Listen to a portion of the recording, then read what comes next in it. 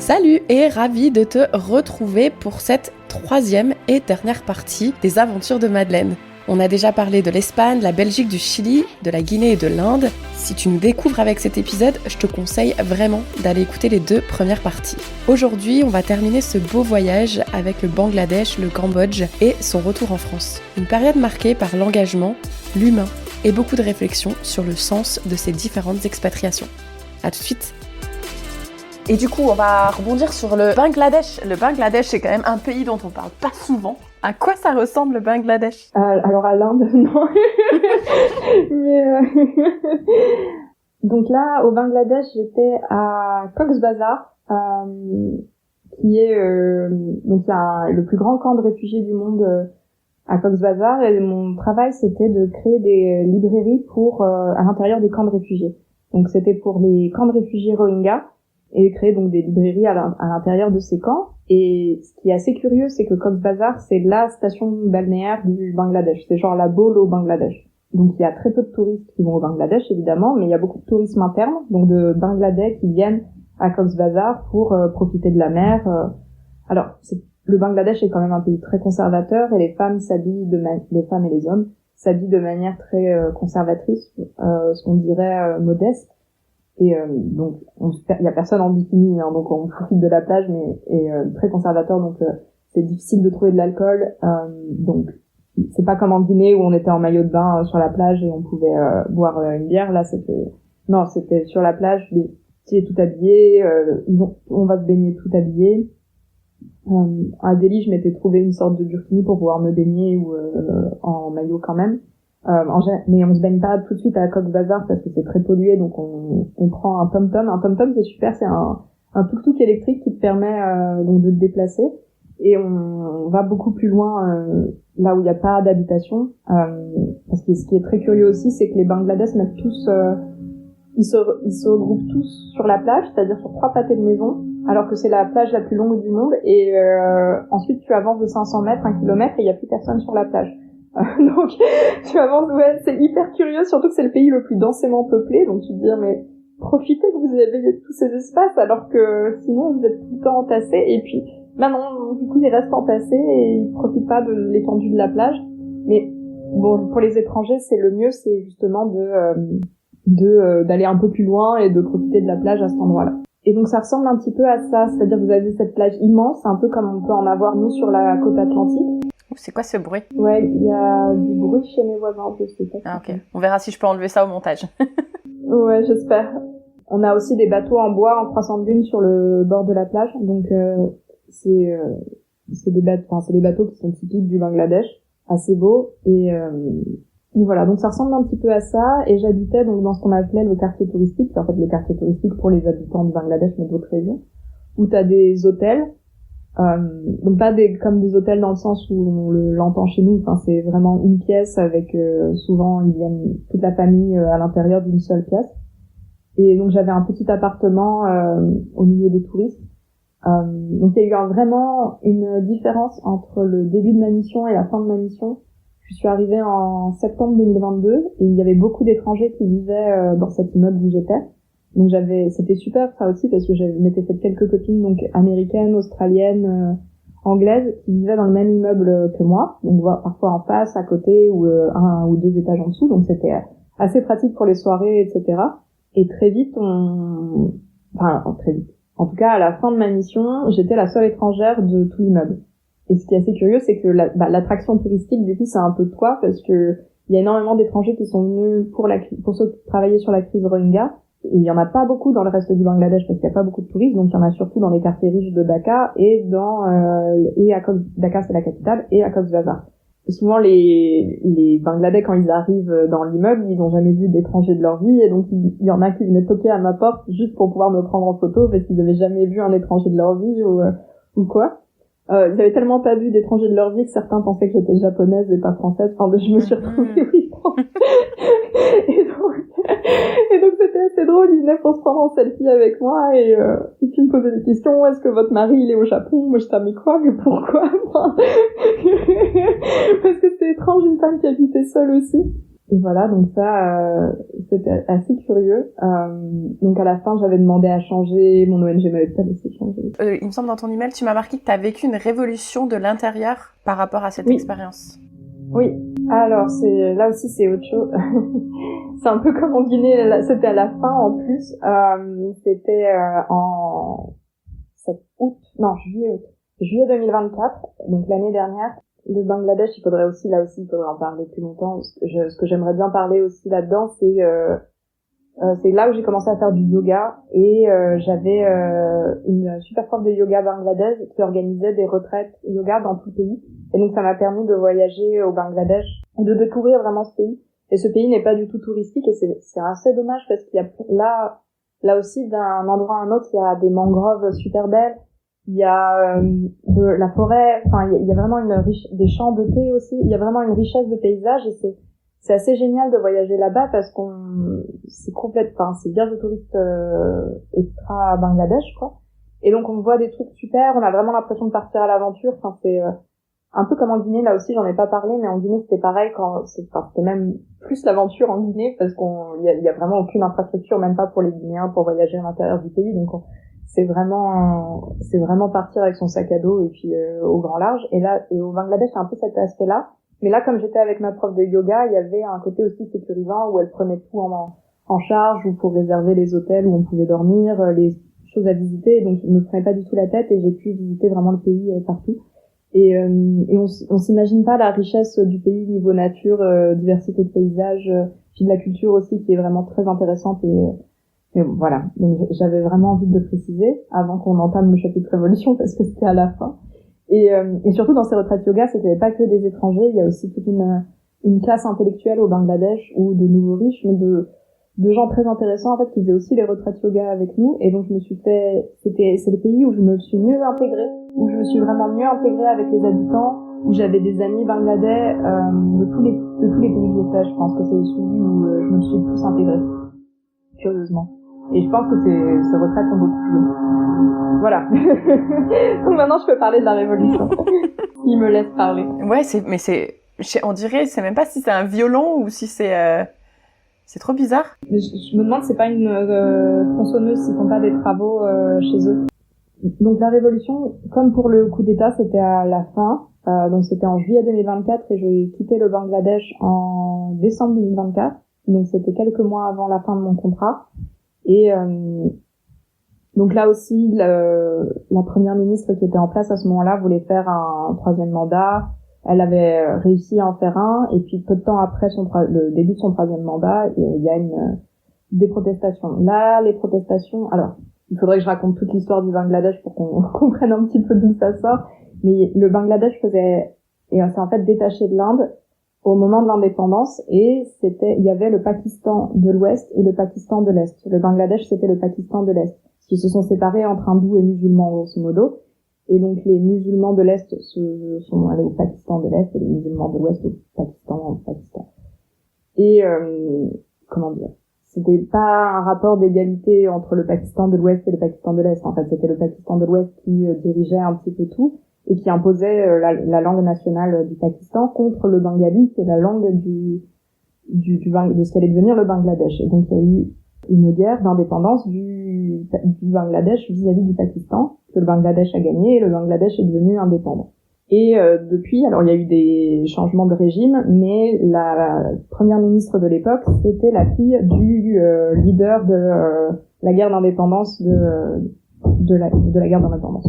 Et donc, elle avait fait des quotas dans les universités pour les descendants des combattants de la Révolution. C'est-à-dire que si tes parents étaient dans le parti politique qui avait mené la guerre d'indépendance, eh ben, tu avais des places réservées dans les universités. Ce qui est évidemment pas juste, parce que c'est vraiment que sur la descendance. Et donc, il y a commencé à avoir des manifestations étudiantes contre les quotas. Voilà, pour que ce soit fait de manière plus juste dans les universités. Que les quotas soient basés sur le genre, enfin, sur les minorités ethniques, enfin, d'autres choses. Et c'est là aussi où je me suis rendu compte que quelque chose se passait, c'est-à-dire qu'en 2 ans et demi, même lorsqu'il y avait des grosses manifs, on nous coupait jamais Internet. Là où en Guinée, dès qu'il y avait un petit paix, on nous coupait Internet, là, jamais. Et puis là, un jour, on était en train de boire un verre avec des amis, et dans un des seuls endroits où on pouvait trouver de l'alcool, et on nous coupe Internet. Et au début, on avait juste la Wi-Fi qui marchait pas, et puis à un moment, là où on était en train de boire un verre, on se rend compte que sur notre 4G aussi, il n'y a plus rien qui fonctionne. Ouais. Et là, je me souviens de la dîner, et là, je me dis, mince, il se passe vraiment un truc. Et en fait, ça a été une répression super violente. Alors, à Cox's Bazar, on s'en rendait moins compte parce que c'est la station balnéaire, etc. Mais à Dakar, c'était effectivement très violent ce qui se passait avec la réception, l'armée qui tire dans la foule. Enfin, voilà. Là, je sais pas très bien ce qui se passe parce qu'en plus, donc, on n'avait pas Internet.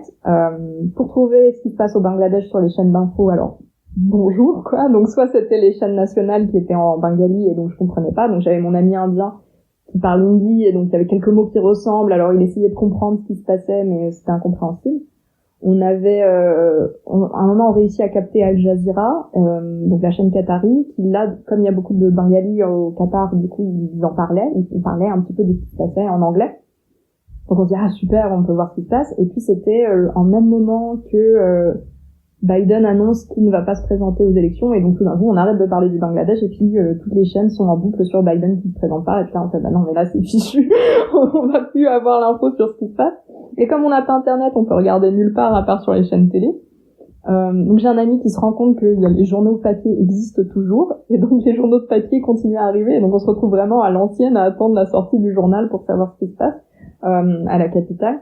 Donc ça aussi c'était complètement et puis donc à un moment voilà, on va chercher le journal, puis on décide avec mon ami de marcher un petit peu sur la plage pour se détendre parce que c'était quand même un peu oppressant, et puis on voit un tank passer, puis moi j'étais là, qu'est-ce que c'est que ça? Franchement, on se dit ok, il se passe vraiment un truc. Internet revient, mais alors seulement dans quelques endroits, et par exemple pour tous se connecter à WhatsApp, Messenger, etc., il faut utiliser un VPN. Donc j'ai installé un VPN, j'envoie à mes parents, tout va bien, parce qu'évidemment, ils étaient à 2 doigts d'appeler mon ONG. Ce que j'allais dire, est-ce que depuis la France, t'es au courant? Ah oui, mais mes parents sont très inquiets, donc s'ils peuvent pas me joindre, ils s'en rendent compte très vite. C'est ce que je veux expliquer, ils étaient à 2 doigts donc d'appeler mon ONG pour savoir s'ils avaient des nouvelles, ou voilà. Mais s'ils avaient réussi à suivre un petit peu. Mais oui, moi je m'attendais effectivement à recevoir plein de messages de mes amis, qu'est-ce qui se passe, pourquoi tu te connectes pas. Puis en fait, personne ne savait ce qui se passait parce que, alors il y avait Biden, etc., mais en France, il y avait les JO. Donc, clairement, personne ne suivait ce qui se passait au Bangladesh, quoi. Et donc, je reçois pas beaucoup de messages de comment ça va. J'ai vu qu'il y avait, qu'il se passait un truc chez toi. Non, rien du tout. J'étais un peu, d'accord. Et voilà. Et puis, alors on prend un petit peu des dispositions. Mes amis j'allais me retrouver seule, en fait, à Cox's Bazar, parce que mes amis prenaient leurs vacances annuelles, comme c'était le mois d'août, maintenant. Et donc, je me suis dit, mince, je vais plus avoir trop d'amis proches à Cox's Bazar, donc il faut que je prenne une décision sur où je vais, etc. J'ai pensé même à évacuer en Inde. En me disant comme ça, je pouvais revenir dès que ça s'arrange. J'ai qu'à aller à Delhi parce que je me sens un petit peu chez moi à Delhi, et donc voilà. Mais j'ai une amie qui est chef de mission de son ONG et qui revient à Cox's Bazar et qui me dit non, pas de problème, tu peux rester chez moi. Donc on était 4 expats du coup à vivre au même endroit. Et dit comme ça on reste groupés. S'il se repasse quelque chose, on est tous ensemble. Moi j'ai des routes faciles pour évacuer, donc voilà. On était en télétravail parce qu'on n'avait pas encore réouvert les bureaux. On attendait de voir ce qui se passait avant de réouvrir les bureaux. Surtout, j'avais certains de mes staffs qui étaient donc dans une autre ville du pays, qui n'avaient pas pu rentrer parce qu'il y avait des barrages ou des choses comme ça. Et donc, je reste à Cox's Bazar, je travaille un matin en télétravail et ils nous coupent Internet à nouveau. Et donc, à ce moment-là, je me dis, mince, qu'est-ce qui se passe encore? Ça y est, ils nous coupent Internet. Quelques heures après, ils réouvrent, donc on avait bougé de pièce pour être tous les 4 dans la même pièce. Et on va sur Al Jazeera, et là, on voit sur Al Jazeera que la première ministre a fui en hélicoptère, que l'armée a pris le pouvoir et que c'est la révolution, quoi. Et que ils ont déjà trouvé quelqu'un pour la remplacer, donc ils ont pris Mohamed Yunus, qui est un ancien prix Nobel d'économie, un petit papy de 80 ans qui fera l'intérim le temps qu'on organise des élections. Voilà, donc nous on est là, ok. Et moi j'écris à mes amis de Guinée, c'est bon, 2e coup d'état, check. Vous vous retrouvez encore une fois à 4. Je sais pas Oui. s'il y a un truc avec le chiffre 4, mais... Non, c'est assez marrant. Et après, la vie reprend un petit peu son cours normal. Non, il faut que je raconte cette nuit. La nuit qui a suivi... Alors, du coup, l'armée avait massacré les manifestants. ils ont déserté cette nuit-là, et donc il y avait plus de force de l'ordre au Bangladesh à ce moment-là, ce qui fait que c'était une nuit, je sais pas si tu vois le film American Nightmare, là, The Purge, tu sais, où il y a la nuit, où il y a plus de règles. C'est un film d'horreur américain où il y a, c'est ça, ils imaginent ce qui se passait s'il y avait plus de règles l'espace d'une nuit, et là, j'avais un peu l'impression d'être dans The Purge, parce que, en fait, on voyait les gens dehors qui en profitaient que l'armée et la police soient partis pour régler leurs comptes, et donc qui allaient brûler des maisons de leur ennemi, ou voilà. On savait pas trop quel était le sentiment par rapport aux étrangers, donc on s'est dit bon bah on éteint les lumières, on ne fait pas de bruit, on montre pas qu'on est là et on attend que la nuit se passe.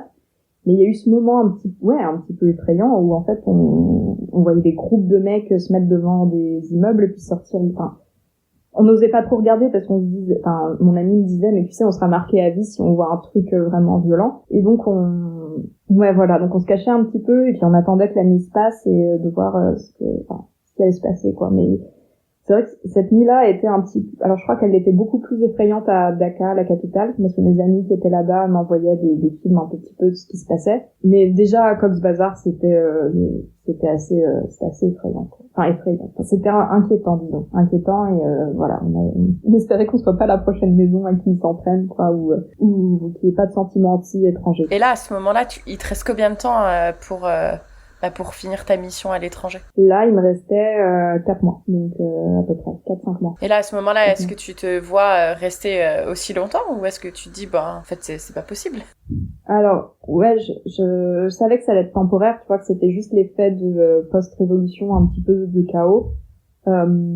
Mais, c'était pas la première fois, quoi. Et puis je savais que j'étais en sécurité avec mon amie, qu'elle avait un système de sécurité au top, qu'elle avait accès à la voie d'évacuation facile, qu'elle me laisserait pas tomber si jamais il y avait vraiment des soucis. Donc j'étais assez confiante. Et oui, c'était pas la première fois que ça arrivait, et je savais que c'était juste cette nuit-là qui était effrayante et que les autres ça allait aller. Et puis encore une fois, je me sentais plus trop chez moi en France. Comme au Bangladesh, j'étais vraiment bien intégrée, que c'est là où j'avais mes amis, ma vie en fait. Et à Paris, j'avais rien qui m'attendait. Donc j'étais là. Ça m'est même pas venu à l'esprit, quoi. C'était vraiment, non, c'est là où elle est, ma vie maintenant. Je peux pas partir, et surtout pas dans un moment pareil, en fait, qui est si important pour l'histoire du pays et si. Donc oui, parce j'avais 2 ans de dîner dans les pattes, du coup, un an, quelques mois en Inde, et puis ces 2 ans et demi au Bangladesh. Non, c'était impossible. J'y ai même pas pensé. Et au contraire, je me disais, c'est dommage, encore une fois, comme en Guinée, où ça allait être un moment intéressant dans l'histoire du pays, là, au Bangladesh, ça allait être encore plus intéressant. Parce qu'il y avait l'air, en tout cas, je sais pas comment c'est trop maintenant, mais il y avait l'air, en tout cas, à l'époque, d'avoir une vraie alternative qui se mettait en place. Donc j'étais au contraire assez frustrée de devoir partir quelques mois après, alors que j'aurais voulu voir comment les choses évoluaient depuis là-bas. Bon, tu pourrais y retourner en vacances, comme quand tu retournes régulièrement en Inde. Même si c'est sûr que c'est pas... J'ai failli en plus en quittant le Cambodge, et puis... Parce que c'est vrai que c'est pas pareil d'y retourner en vacances et d'y vivre, mais bon, ça te permet quand même d'aller mesurer la tension. Et là, du coup, tu t'es dit du Bangladesh, bon, maintenant je vais aller dans un pays où il n'y a pas de problème. Comment t'as fait pour... Ce que je croyais. Oui, donc après, alors rebelote. Là, j'avais envie de rentrer en France, par contre, parce que justement, je savais que j'avais complètement... justement, je me disais, je me sentais plus chez moi à Paris, donc ça m'était même pas venu à l'idée de rentrer, parce qu'en fait, j'étais même plus d'en rentrer. Et donc déjà, à ce moment-là, j'avais envie de rentrer en France pour un peu reposer les bases, parce que j'ai complètement perdu pied. Et donc, j'essaye de rentrer en France, je trouve pas de travail en France. Alors, je m'étais dit, après l'Inde, que les VSI, j'arrêtais. Mais là, je vois, pour une école de cirque que j'avais visitée quand j'étais justement en vacances depuis le Bangladesh, avec un ami. Et je me disais, ah non, mais l'école de cirque est c'est quand même ouf ce qu'ils font. Ils ont aussi un cirque à Siem Reap et une école de cirque à Batam. Donc je me disais, même si c'est un VSI, là c'est pas une asso de merde, c'est vraiment un truc super chouette. Ça vaut le coup d'essayer, quoi, tant pis. Et donc je postule, je suis prise, et je vais travailler au Cambodge au lieu de rentrer à Paris, comme j'avais dit. Donc j'avais prévenu tout le monde que j'allais rentrer, et puis je leur fais, non, finalement j'ai pas trouvé de travail à Paris, alors je repars en Asie.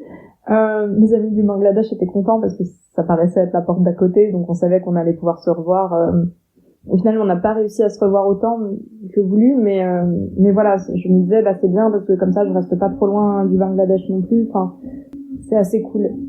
Et donc, je décide de m'installer donc je m'installe à Battambang. Je pense qu'il faut maintenant, si je dois repartir, je pense qu'il faut un peu des moments de pause en fait entre deux pays où on a été expatrié longtemps, parce qu'après c'est pas trop juste pour le pays où on arrive après, parce qu'on est en deuil du pays d'avant.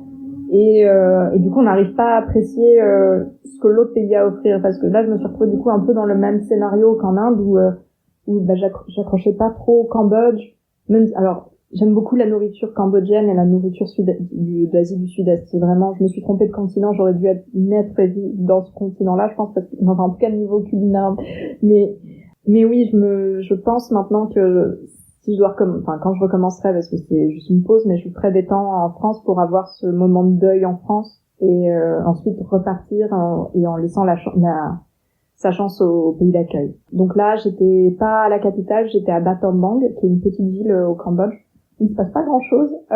Donc il y avait ça aussi, c'est que j'avais l'impression, en Guinée j'avais une vie comme ça, en Inde même si ça me plaisait pas trop, c'était aussi une vie comme ça, au Bangladesh pareil, et puis là tout d'un coup le calme plat, il y avait trop de linéarité quoi. J'étais là, ok, il y avait quand même je disais ouais, je travaille dans une école de cirque, j'habite avec j'avais trouvé un petit appartement dans donc chez un Gus qui avait un terrain où il avait plusieurs alors on peut pas vraiment dire immeubles, mais plusieurs petites maisons qu'il louait aux étrangers, et surtout il habitait là et il avait aussi sa ferme à crocodiles dans le terrain, on va dire.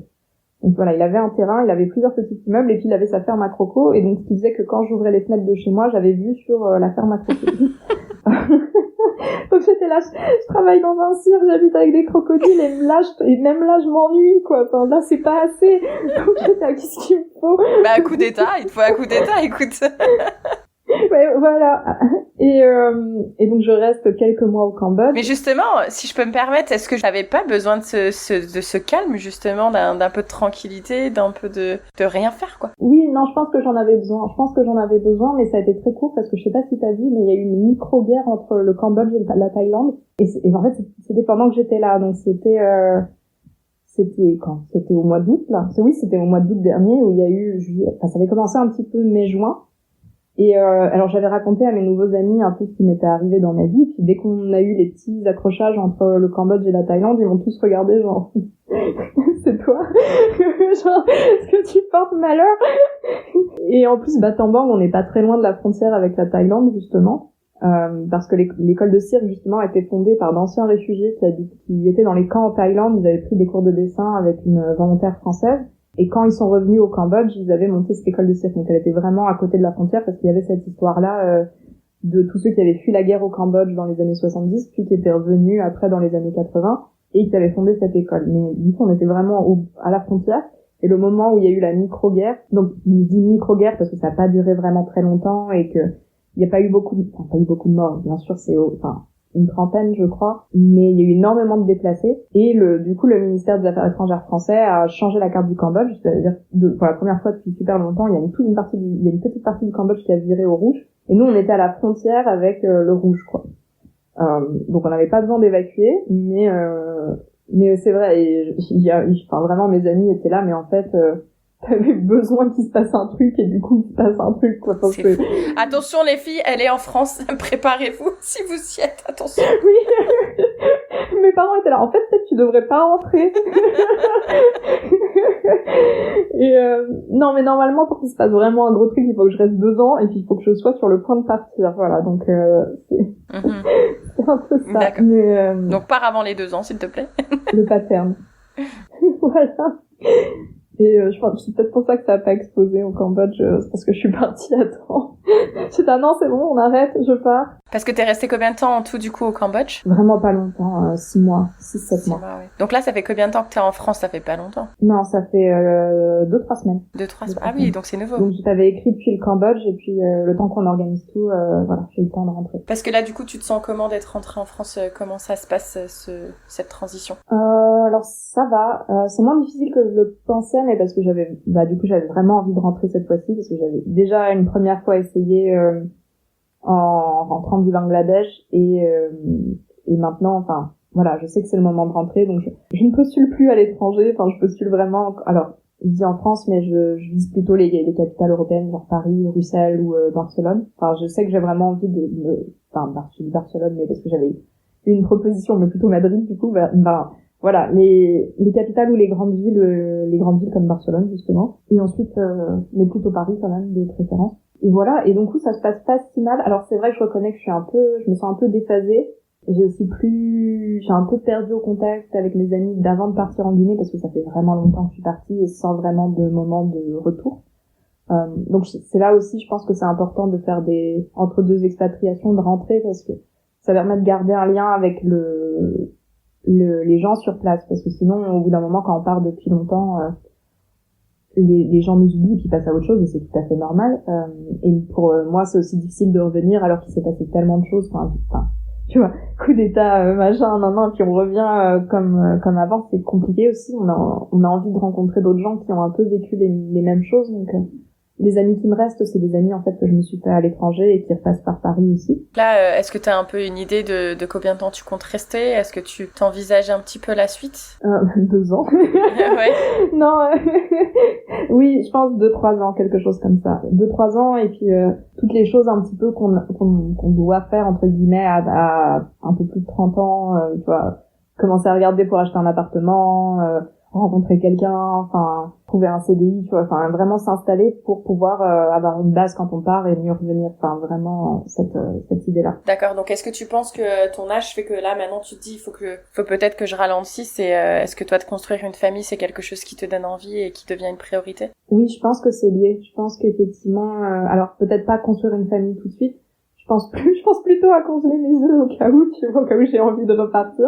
Mais oui, je sais qu'à un moment donné, je vais avoir envie d'avoir une famille. Et c'est vrai qu'on n'a pas trop parlé de ma vie personnelle, parce qu'il y a beaucoup de choses à raconter. Mais c'est vrai qu'à l'étranger, c'est assez compliqué.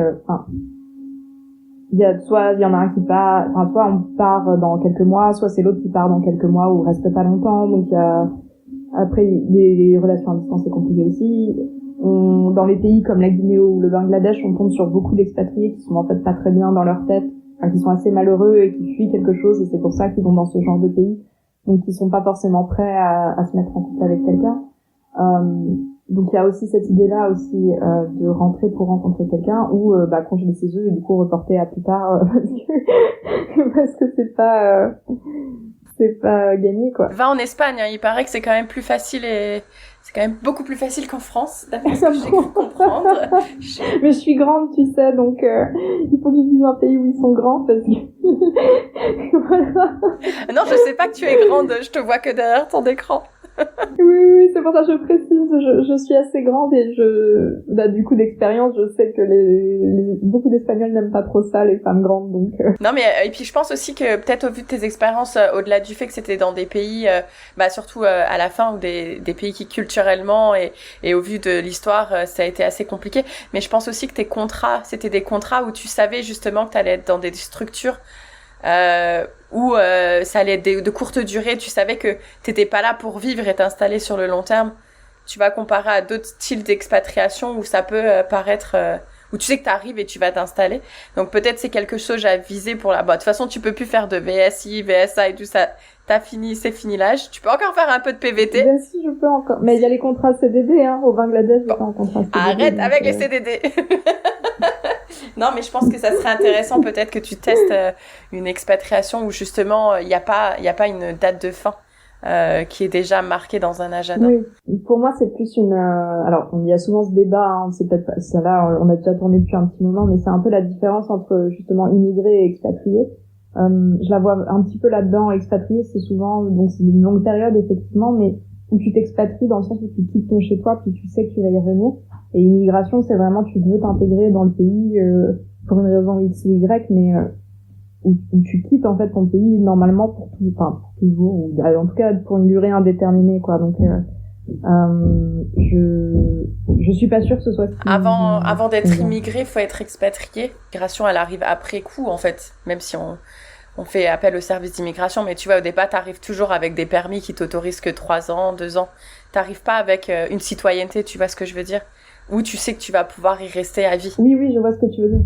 Mais c'est pas forcément ce que je voulais dire, c'est-à-dire que expatrié, alors, bien sûr, la différence, c'est pour ça que je dis qu'on va peut-être pas rentrer dans le débat parce que ce serait hyper long à expliquer. Mais par exemple, quand j'arrive au Bangladesh, tu vois, comme expatrié, j'ai donc mon contrat d'1 an au départ, bon, après, c'est un petit peu cumulé et après, je suis restée plus longtemps. Mais, tu vois, on va me trouver, l'appartement qui va avec, on va me trouver, enfin, j'ai tout un tas de facilités qui sont pour les expatriés. Alors que, par exemple, au Chili, si j'étais restée plus longtemps, j'aurais pu être dans une démarche d'immigration parce qu'effectivement, mon visa, il était que de 6 mois au départ. Mais il n'était pas forcément lié à mon contrat de stage. Et j'aurais pu rester plus longtemps après demander un PVT dans l'objectif après de m'intégrer, etc. Et là, on aurait été plus dans une démarche d'immigration, non seulement parce que mon visa était pas lié à mon contrat de travail, mais en plus parce que j'avais rien qui était offert, quoi. Là, j'ai dû galérer toute seule pour trouver un appartement, j'ai dû alors à Madrid apprendre les cours de langue, un petit peu, enfin, tu vois, genre il y a tout ce truc où on te sert pas tout sur un plateau, parce que tu restes pas longtemps et qu'après tu vas rentrer et que t'es là juste pour travailler. Non, c'est vraiment ton travail est détaché en fait de ta volonté d'aller dans le pays et de t'intégrer, quoi. C'est là tu galères, t'es vraiment tout seul. Quand t'es expat, souvent tu sais ton ONG ou ton entreprise, elle envoie ton passeport et puis t'as ton visa qui arrive comme ça, c'est super. Au Chili, j'ai dû faire la queue à l'immigration. Enfin, c'est complètement. Enfin voilà, l'immigration, ça amène beaucoup plus de galères que t'as pas quand t'es expatrié. Enfin, en tout cas, officiellement. Et du coup, je sais pas si c'est forcément ce qui me conviendrait parce que j'étais quand même bien contente à chaque fois que tout soit organisé, même si, et c'est vrai que maintenant je dis rentrer en Europe parce que je pourrais peut-être faire quelque chose dans cette démarche-là, mais si je suis pas très loin, quoi. Si c'est Madrid, si c'est Bruxelles. Des endroits que je connais déjà, en fait. Oui, et puis là, au niveau démarche administrative, c'est pas aussi compliqué qu'un pays hors Comme ça reste en Europe, c'est beaucoup plus facile. On a déjà l'autorisation pour travailler. Enfin, voilà, ce serait complètement différent. Clairement. Écoute Madeleine, je vais devoir te poser des petites questions de fin parce que là j'ai peur qu'on ait perdu des gens qui écoutent. Je sais pas si toi t'écoutes des podcasts longs, mais je pense que tu es officiellement l'enregistrement le plus long que j'aurais fait. C'est vrai, mais dans mes souvenirs il y avait des épisodes en 2 parties. Ouais, mais il faisait que 1h15 en général max. Mais là on a 1h46. C'est pas grave, au pire je le ferai en 2 parties, y a pas de souci. Avant que je te pose mes petites questions finales, est-ce qu'il y a quand même un point que t'aurais aimé aborder qu'on n'a pas eu le temps de traiter? Non, je pense que c'est bon. Comme j'ai pu rajouter le point sur le yoga là au Bangladesh, je pense qu'on est bon. On a fait le tour. Avant que je te pose la petite question finale, j'ai quand même envie de te demander si aujourd'hui une jeune femme qui nous écoute et elle hésite à partir, alors peu importe son âge, mais elle hésite à partir à l'étranger, tu lui donnerais quoi comme conseil? Ouf, qu'il faut y aller parce que je pense que si on sent qu'on a ça en soi, il faut y aller. Peut-être que ça va mal se passer, comme on en a parlé au début. Mon expérience à Madrid s'est mal passée. Peut-être qu'on peut avoir une expérience qui se passe mal, mais si on sent au fond de soi que c'est la vie qu'on a envie d'avoir, je pense qu'il faut y aller malgré tout. Peut-être pas se laisser faire à une première expérience qui serait mal passée, que peut-être la deuxième sera mieux. Enfin, lorsqu'on sent qu'on a ça au fond de soi, il faut y aller. Et en fait, toutes les raisons que l'on se trouve en fait pour rester, c'est soit qu'on n'a pas vraiment envie de partir, soit c'est qu'on a peur. Mais je pense que si on a cette envie-là, il faut tenter. Il y a quand même, surtout quand on est plus jeune. Alors, il y a quand même pas mal de dispositifs maintenant qui existent pour partir. Ouais, on a cette chance-là. Il y a quand même quelques aides quand on est étudiant. Et puis on peut partir effectivement avec un travail aussi. Après oui, peut-être que ce sera pas dans le pays qu'on l'on souhaitait. Enfin, il y a des pays où c'est plus dur d'aller que d'autres, mais si on n'a pas de limite de pays dans lequel on veut aller, on peut trouver une solution à chaque fois pour partir. Donc yeah, let's go. Mais surtout que maintenant, avec tous les moyens qu'on a techniques, tu vois, Internet, les réseaux, les applications, etc. Je trouve que c'est quand même, ça reste différent de quand toi, la première fois, t'es parti. Bon, après, comme je l'ai raconté, ça dépend du pays auquel on va. On peut se retrouver aussi sans. C'est pas faux. On va quand même éviter des pays comme la Guinée et le Bangladesh pour une première expérience. Hein, on le répète, toi, t'as quand même fait des expériences précédentes qui t'ont déjà un petit peu forgé. Et je pense que c'est ça qui est important. Et ben écoute, alors la dernière question que j'ai sur toi, je pense qu'elle va pas être évidente à répondre, mais du coup aujourd'hui avec du recul, tu dirais quelle est la plus grande leçon que tu as apprise sur toi-même? Alors, donc je vais reparler de mes retraites yoga au Bangladesh. Donc c'est assez facile d'y répondre parce que on avait tout le temps des moments un peu de journaling, tu sais, où on écrit des choses sur soi, des réflexions sur soi, sur ce qu'on a appris, etc. Donc je vais ressortir quelque chose qu'on m'a appris et que j'ai écrit à ce moment-là là et qui me paraît bien, c'est la confiance en soi. Et alors comment je l'avais écrit, c'était quoi qu'il arrive, je vais trouver une solution. Bon, ça va bien se passer, en gros. Enfin, et c'était un peu ça. C'était bon, voilà, il va se passer des choses. Parfois, ça va être difficile, mais quoi qu'il arrive, je vais trouver une solution. Et c'est avoir cette confiance en soi là, de se dire ça, on saura se débrouiller quand on débarque à Madrid et qu'on n'a pas internet parce qu'il n'y avait pas encore les forfaits à cette époque-là, qu'on sait pas encore parler espagnol, et puis après même si ça tire en bas de tes fenêtres, tu trouveras une solution quand même, c'est pas grave. Et je me souviens quand j'avais dit ça, il y avait un petit papy bangladais qui était à côté de moi et donc il avait eu pareil lui aussi une histoire de vie complètement extraordinaire parce que c'était un ancien hippie qui après avait fait guérillero pendant la guerre d'indépendance, et il me dit oh mais c'est super ça, je vais le noter, et puis c'est bien hein, parce que les garçons ils ont toujours confiance en eux mais les filles beaucoup moins, donc c'est vraiment important. Ah super. Et donc je le revois, il était debout en train de noter son petit truc, enfin, c'était un petit papy mais il faisait les poses de yoga comme personne, enfin, c'était vraiment trop drôle. Et j'étais contente du coup qu'il approuve ma phrase de fin, mais voilà. Non, mais c'est vrai que c'est une belle leçon, et puis si on se le répète justement dans les moments difficiles, et ce qui me fait sourire dans ce que tu dis, c'est qu'au tout début de l'interview, tu me disais que justement la petite différence culturelle que tu as expérimentée au Cambodge, c'était le fait que pour eux il n'y a pas de problème, mais c'est certainement qu'il y a que des solutions. Et finalement, c'est un peu ce que tu as appris sur toi-même aussi, c'est que maintenant tu te fais suffisamment confiance pour savoir que oui, il y a des problèmes, mais il y aura des solutions. Alors oui, la différence avec les Khmers, c'est que justement, je suis là. Oui, mais il y a un problème. Il y a quand même un problème. je veux bien avoir, voilà, je veux bien avoir confiance en, voilà, je veux bien avoir confiance en moi et avoir des solutions, mais admettons qu'il y a quand même un problème. Mais voilà, c'est ça. Pour moi, c'est quand même important d'admettre. Mais oui, j'aime bien le parallèle. Ça, c'est vrai, ça, c'est marrant. C'est juste une façon différente d'aborder un problème, en fait. Soit tu fais semblant qu'il n'existe pas, soit tu aimes bien trouver des solutions. Et je pense, moi, plutôt de ce côté-là, j'ai un problème et comment je le résous, plutôt que de slalomer autour. Mais chacun sa philosophie, j'imagine. Non, mais c'est une très belle leçon de vie. Écoute, Madeleine, merci beaucoup d'avoir partagé tous ces parcours de vie. En plus, t'es encore toute jeune et je suis sûre que tu as encore plein de belles années devant toi. J'espère un petit peu plus calme quand même. J'étais la plus vieille, alors je suis contente que tu dises ça. À côté de moi, t'es toujours très jeune, donc voilà. Même moi, je suis jeune, mais on est jeune. Mais non, c'est vraiment de très belles expériences, donc merci beaucoup. Et puis, ma petite phrase de fin, pour toutes celles et ceux qui nous écoutent, n'oubliez pas de nous laisser un petit commentaire sur Spotify, à dire merci à Madeleine de nous avoir partagé tout ça. Merci de nous avoir écoutés jusqu'au bout. Je sais que cette interview est un petit peu plus longue que d'habitude, mais ça aurait été difficile de passer à côté de tout ce que tu as vécu, même si on a essayé de faire du mieux qu'on pouvait pour essayer de survoler un peu tout ça. Donc, voilà, je te souhaite plein de bonnes choses pour la suite, et puis on reste en contact. Merci à toi d'avoir suivi cette trilogie jusqu'au bout. J'espère que ce témoignage t'a inspiré autant qu'il m'a touché. Si tu veux soutenir Fille Expat, tu peux partager l'épisode ou laisser quelques étoiles sur ta plateforme d'écoute préférée. Ça aide vraiment à faire découvrir ces histoires de vie, donc je te remercie par avance. Et surtout, je te retrouve très vite pour de nouvelles aventures à travers le globe. Salut!